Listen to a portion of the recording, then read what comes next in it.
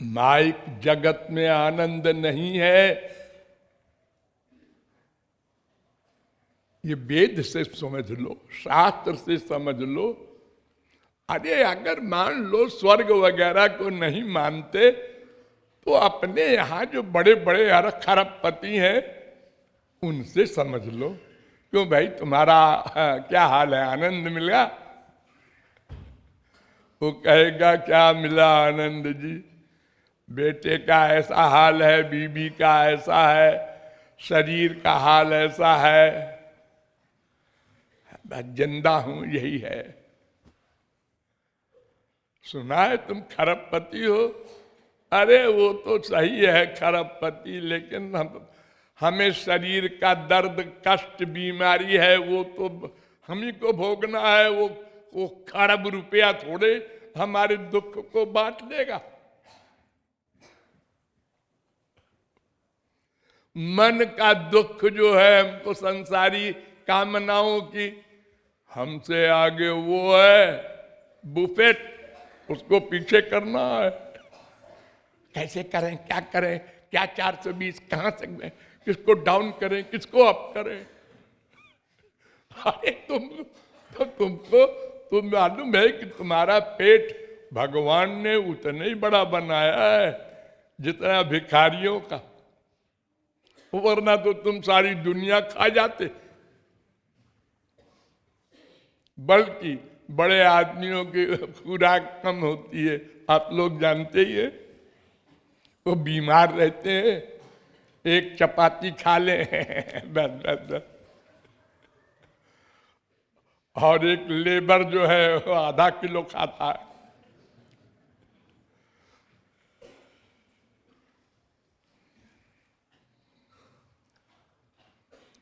तो जब ये निश्चय कर लो कि संसार की कोई भी वस्तु ऐसी नहीं है जिसमें भगवान ने आनंद रखा हो, और स्वयं बैठे हैं, ध्यान दो, भगवान स्वयं बैठे हैं सर्वव्यापक, एको देव सर्वभूतेषु गूढ़ा, और भूतेषु नहीं, सर्वव्यापी।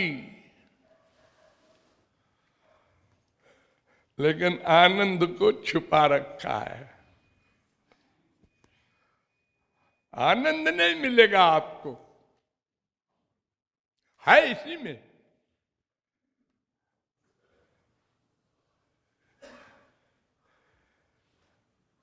इसी में संत लोग सर्वत्र आनंद का अनुभव करते हैं। ईशावास्यमिदग्वम सर्वम पुरुष एवे दग्वम सर्वम उमाज राम चरण रत विगत काम मद क्रोध।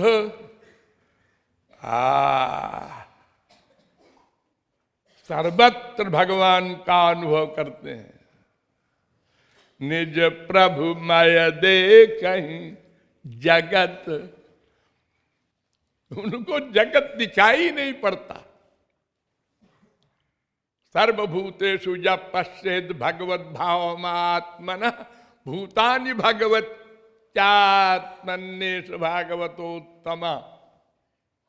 इसलिए हमको यही डिसाइड करना है कि इस संसार को पाकर आनंद नहीं मिलेगा, इस संसार में भी एक बैठा है, उसमें आनंद है।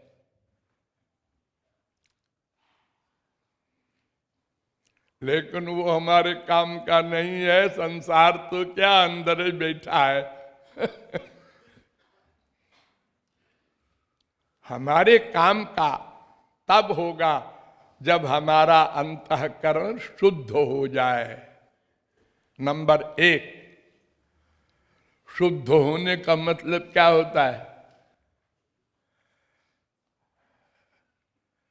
शुद्ध होने का मतलब जो गड़बड़ है निकल जाए।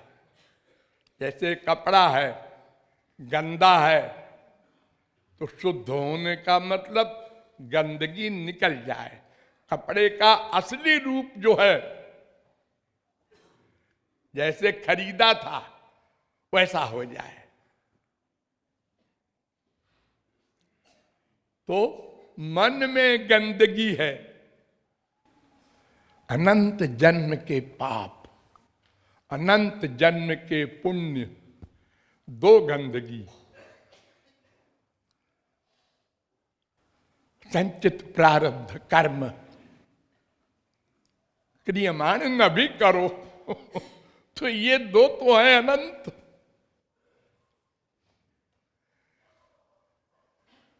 ये सब हटे तब तो मन खाली होगा।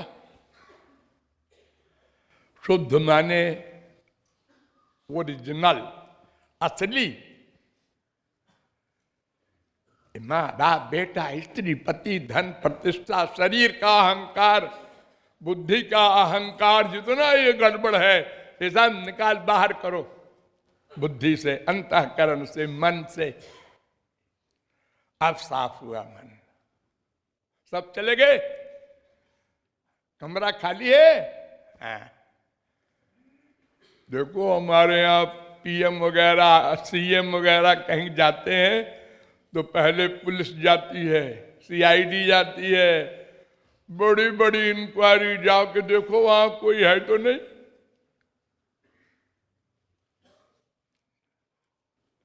रेकी कहते हैं उसको।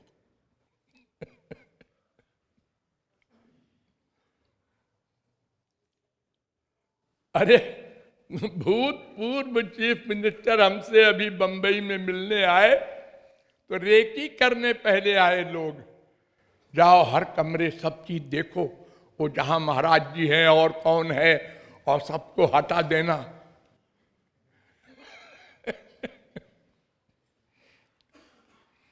तो भगवान कहते हैं कि भाई सबको हटाओ, निकालो, तब तो मैं आऊं।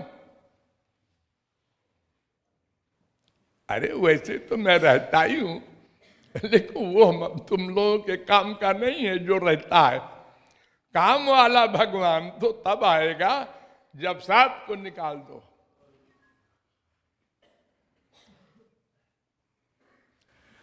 अरे आप बड़ी ईर्ष्यालु हैं जी।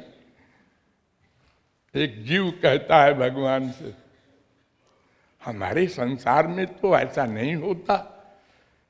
एक आदमी का हृदय है, वो मम्मी से भी प्यार करता है, पापा से भी करता है, बीबी से भी करता है, बिटिया से भी करता है, पड़ोसी के लड़के लड़की से भी करता है। तो माँ ने तो कभी नहीं कहा कि बाप से प्यार नहीं करना, खबरदार, केवल मैं रहूंगी तुम्हारे हृदय में। भगवान कहते हैं अरे मैं कहाँ कह रहा हूं कि हमारे सिवा कोई न रहे। हमको रखो, हमारा नाम, हमारा रूप, हमारी लीला, हमारे गुण, हमारे धाम, हमारे संत अनंत।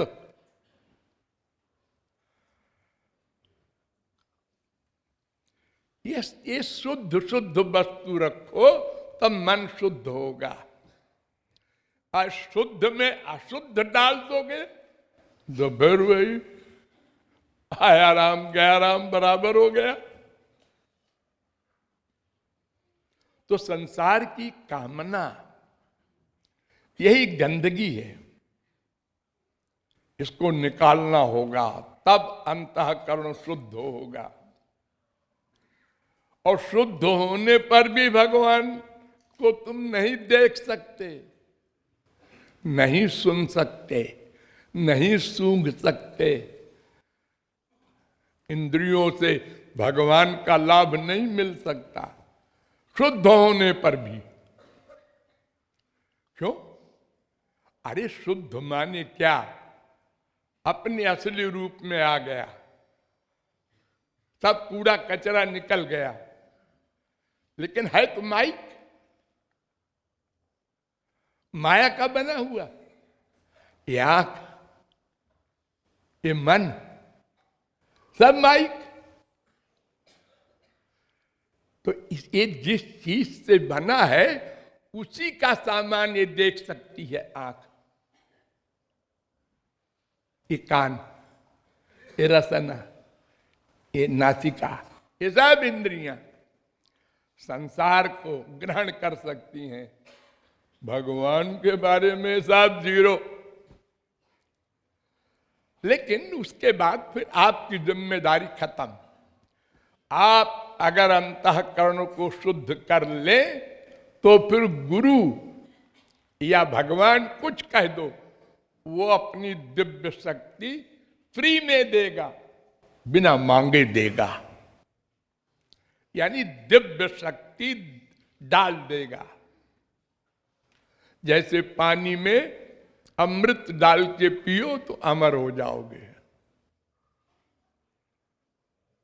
अब वो माइक जो मन था उसमें दिव्य शक्ति भगवान की आ गई तो दिव्य मन हो गया और दिव्य आंखें हो गईं। जब अर्जुन ने जिद किया था, हमको दिखाओ अपना रूप, तुम बार बार कहते हो मैं भगवान हूं तो अर्जुन ने कहा कैसे दिखाऊं, बैठा तो हूं, देख। ये तो भगवान नहीं है, ये तो हमारी तरह है। अरे तो फिर वो देखने के लिए तो वो वाली आंख चाहिए ना। अरे तो दे दो ना वो वाली आंख। तो दिव्य दृष्टि दिया, तब देखा। तो वो दिव्य दृष्टि आपको मिल जाएगी। उसके लिए आपको न कुछ करना है, अरे मांगना भी नहीं है। वो तो महापुरुष देखता रहता है, कहाँ खाली हुआ, कितना खाली हुआ वो तो एजेंट है, सर्विस में लगा हुआ है अपने। भगवान से पुरस्कार मिलेगा उसको, जितने जीवों को भगवान की ओर मोड़ देगा। इसलिए ये भुक्ति मुक्ति की कामना बहुत डिटेल में बहुत आपको बताया जा चुका है। केवल रिवीजन की आवश्यकता है, वो आप नहीं करते तो भूल जाता है। प्रैक्टिकल लाइफ में भूल गया, फिर कामना शुरू कर दिया।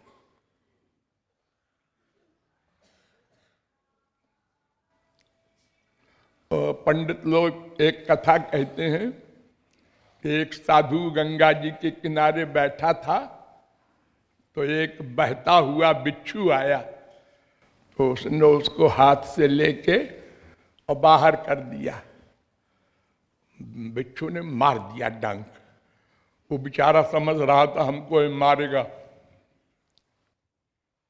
वो फिर पानी की ओर चला। बाबा ने फिर उसको बाहर निकाल दिया, उसने फिर डंक मारा। ये हाल है हम लोगों का। संसार में जा रहे हैं, अटैचमेंट कर रहे हैं, भोग रहे हैं परिणाम उसका। माँ अपमान कर रही है, बाप, बेटा, बीबी, पति, पड़ोसी सब अपने अपने स्वार्थ के लिए हमारा खून चूसना चाहते हैं। लेकिन फिर हम भूल जाते हैं, फिर भूल जाते हैं और घूम घूम के उसी में चक्कर लगा रहे हैं। वैराग्य नहीं, वैराग्य माने निकाल बाहर करो सबको, दुश्मनी नहीं, न राग न द्वेष, ये वैराग्य है।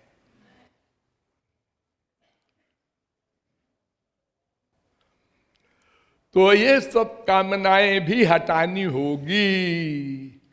स्मरण के साथ निरंतर स्मरण और कोई कामना न रखना, कोई भी।